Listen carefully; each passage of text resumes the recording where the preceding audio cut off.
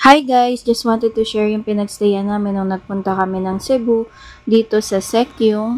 Yan, actually Lapu-Lapu City siya pero near siya ng airport ng Mactan, Cebu. Number 1 na gustuhan ko dito is affordable siya, no? Lalo na kung mag-i-stay kayo ng mas matagal. Near siya ng residential area pero don't worry kasi marami ritong malapit na bilihan.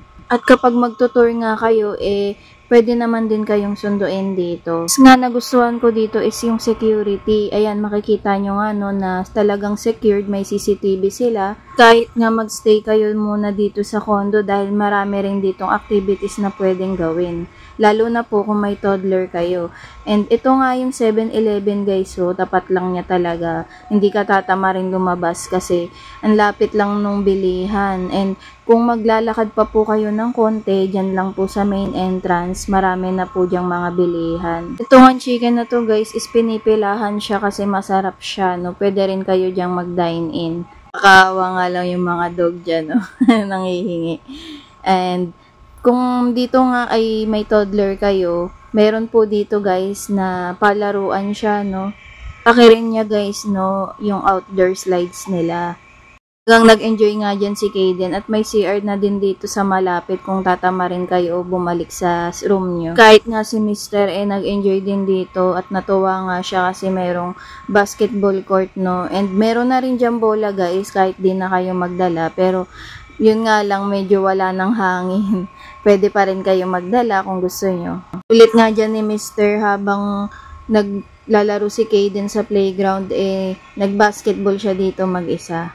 Kaya nakapag-exercise nga rin dito si Mr. And kung gusto nyo nga talagang mag-exercise, meron din po ditong gym guys. Sa taas lang po ng 7-Eleven.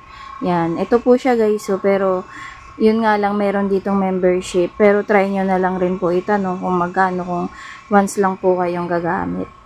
Ayan siya guys, iilan lang rin yung nandito sa gym, kaya sulit po yung bayad nyo dyan.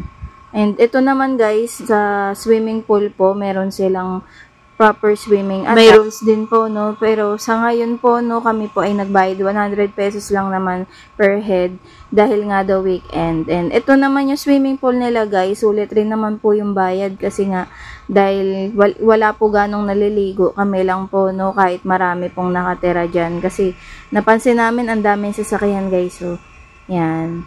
Kami-kami lang rin yung naligo dyan. Siguro baka sawa na sila kasi dyan nga sila nakatira.